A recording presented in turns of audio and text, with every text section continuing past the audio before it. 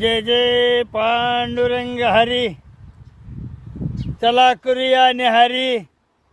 आमच्या न्याहारीची वेळ झाली बाबांनो. आणि मग ही न्याहारी घेत असताना प्रथम आपण आपल्या देवाचं नाव घ्यावं. आणि म्हणून आम्ही नेहमी म्हणतो की जय जय पांडुरंग हरी. पांडुरंगाला एक घास दाखवला, पाणी ठेवलं तंबुल्यामध्ये. पाणी याच्यासाठी आहे की या ठिकाणी जे वन्य प्राणी आहेत, गारट्या असतील, खरुताई असेल, विविध पक्षी असतील, तर ते पक्षी काय करतात, तर या पांडुरंगाच्या इथं येऊन पाणी पितात. आणि मग तदनंतर आम्ही आमच्या मुखामध्ये घास घेतो. हे आपलं शेत डवललेलं आहे, फुललेलं आहे. आणि या निसर्गाच्या सान्निध्यामध्ये आम्ही ताजमहाल हॉटेलमध्ये जे मिळणार नाही ते अन्न इथं आम्ही खातो. हे अन्न समाधानाचं आहे. हे अन्न सात्विक आहे. काय आहे? अहो विविध पदार्थाचं ताट मांडलेलं नाही इथं. ही पहा तुरीची उसळ. ही उसळ आहे तुरीची. हे कांदा पात, ही भाकरी.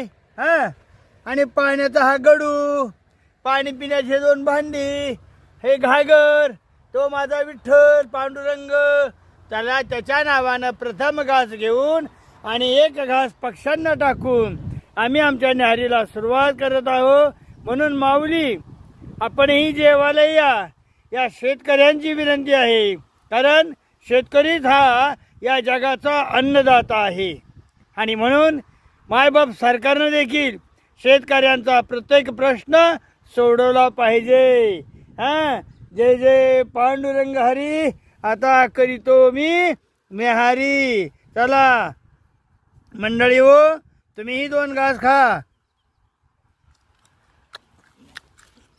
आणि अशा पद्धतीनं हे कांदा वगैरे खाऊन हे पात त्याची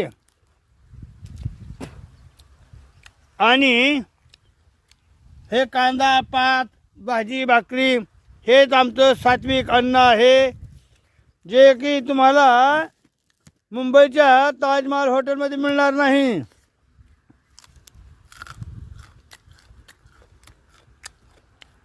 बरं तर ठीक आहे, या जेवायला. खा 2 घास. मायबाप हो,